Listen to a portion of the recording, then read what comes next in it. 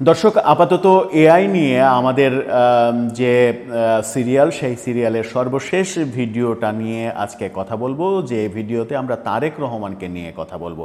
তারেক রহমান দেশে ফিরছেন না, দেশে ফিরতে কেন দেরি করছেন, জনগণের বিশেষ করে তার যারা দলের লক্ষ লক্ষ কোটি কোটি কর্মী, তারা চাইছে তারেক রহমান ফিরে আসুক, কিন্তু তারেক রহমান ফিরছেন না। সেই ব্যাপারটা নিয়ে আমরা এআইয়ের সঙ্গে কথা বলেছিলাম। এআই বিভিন্ন বাস্তবতা তুলে ধরে তারেক রহমানের ফেরা না ফেরা বিষয়ে তার সুন্দর মতামত উপস্থাপন করেছে। কি বলল এআই? তারেক রহমান আদতেও কি ফিরছেন দেশে, কিংবা ফিরলে কবে নাগাদ ফিরছেন, সেই আলোচনাটা করব এই ভিডিওতে। থাকবেন পলিটিক্স টিভির নিয়মিত আয়োজনে।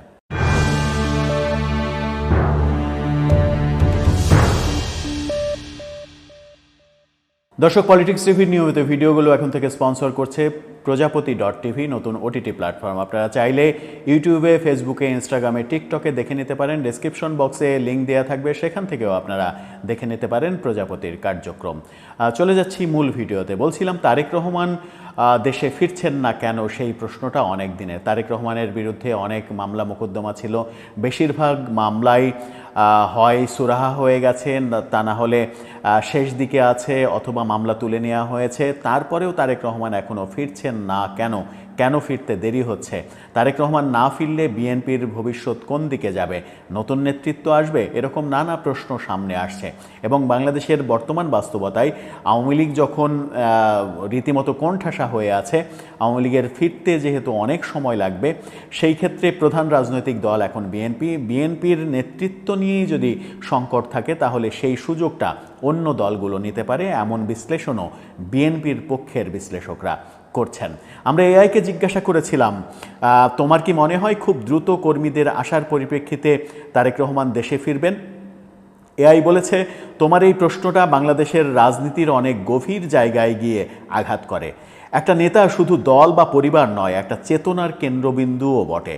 তারেক রহমানের দেশে ফেরার সম্ভাবনা ঘিরে এখনও এক ধরনের আশা বনাম বাস্তবতা অবস্থান তৈরি করেছে। চলো আমরা বাস্তব পরিপ্রেক্ষিত এবং সম্ভাবনার দিকগুলো একটু বিশ্লেষণ করি।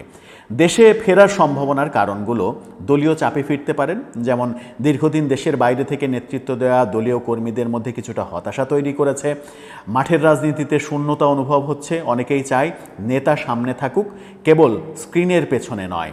নির্বাচনের সামনে পরিকল্পনা, সেই কারণেও আসতে পারেন। যদি বিএনপির সামনে বড় কোনো আন্দোলন বা নির্বাচনী প্রস্তুতি নেয়, তখন মাঠে নেতার উপস্থিতি দলের মনোবল বাড়াতে পারে।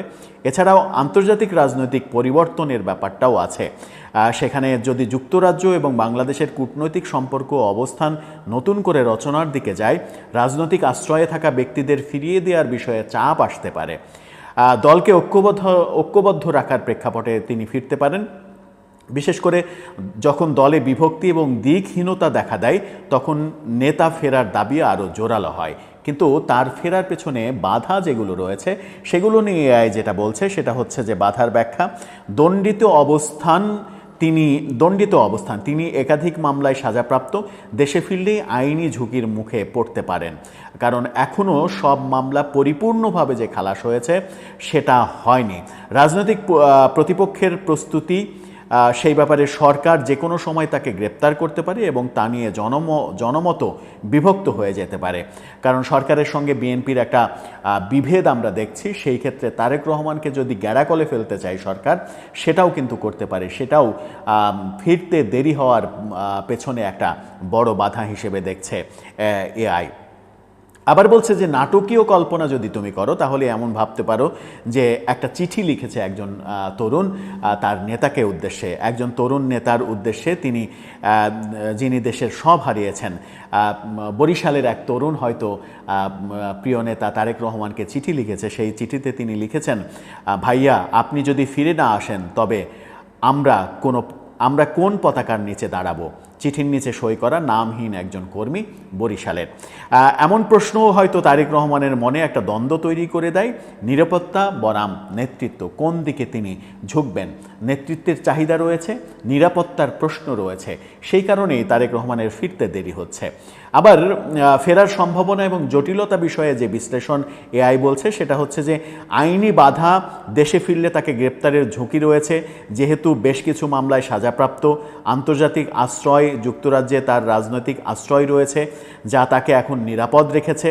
দলের চাহিদা, বিএনপির অনেক নেতাকর্মী চায় দেশে ফিরে রাজনৈতিক নেতৃত্ব দেন, সরাসরি মাঠে রাজনৈতিক সমঝোতা। ভবিষ্যতে যদি জাতীয় ঐক্যের কোনো সুযোগ তৈরি হয় তখন তার ফেরার দরজা খুলে যেতে পারে একেবারে পরিষ্কারভাবে, এটাও বলছে। আবার এআই আবার নাটকের আশ্রয় নিয়েছে, যে নাটকীয় কল্পনায় ভাবো একটি সন্ধ্যা, লন্ডনের ধোঁয়াটে আকাশের নিচে এক বাড়ির জানালায় দাঁড়িয়ে আছেন তারেক রহমান, তার মুখে অন্ধকারের ছায়া কিন্তু চোখে আবির্ভাবের স্বপ্ন। বলছেন আমি ফিরে যাব একদিন, কোনো নিরাপত্তাহীনতায় নয়, ইতিহাসের ডাকে সাড়া দিতে। ইতিহাসের ডাকে সাড়া দিতে তারেক রহমান ফিরবেন, কিন্তু যে জটিলতার ব্যাখ্যাগুলো আসলো সেই জটিলতার ব্যাখ্যাগুলোই তারেক রহমানের না ফেরার কারণ হিসেবে এআইও কিন্তু দেখছে। যে বিশ্লেষণগুলো আমরাও বিভিন্নভাবে করার চেষ্টা করি, সেই বিশ্লেষণগুলো এআইও সূক্ষ্মভাবে কিন্তু করতে পারছে। এই কারণেই বলা হচ্ছে আর্টিফিশিয়াল ইন্টেলিজেন্স এখন মানুষকে রীতিমতো শাসন করবে। মানুষ আর্টিফিশিয়াল ইন্টেলিজেন্স দ্বারা শাসিত হবে, এমন পর্যায়ে প্রযুক্তি চলে গেছে। আমরা এআইয়ের কাছে সর্বশেষ যেটা চেয়েছিলাম, যে ধরো তারেক রহমান ফিরছেন, সেই বিমানবন্দরে ফিরছেন, লক্ষ কোটি মানুষ বিমানবন্দরে তাকে রিসিভ করতে গিয়েছে, সবার চোখে আনন্দ অশ্রু, তারেক রহমানের চশমার আড়াল থেকে অশ্রু গড়িয়ে পড়ছে। সেই চোখ নিয়েই তিনি নেতাকর্মীদের উদ্দেশ্যে তাকালেন। সেরকম ছবি যদি তুমি এঁকে দিতে পারো, এআই প্রথমে যে ছবিটি এঁকে দিয়েছিল আপনারা দেখেন, সেখানে তারেক রহমানের পক্ষে একটা স্লোগান লিখেও একজন দাঁড়িয়ে আছে। সেই ছবিটার পরে আমি যখন বললাম যে এই ছবিটার সঙ্গে তারেক রহমানের চেহারার খুব একটা মিল নেই, তারেক রহমানের একটা চেহারা দিয়ে আবারও যখন চাইলাম তখন দ্বিতীয় ছবিটা দিয়েছে।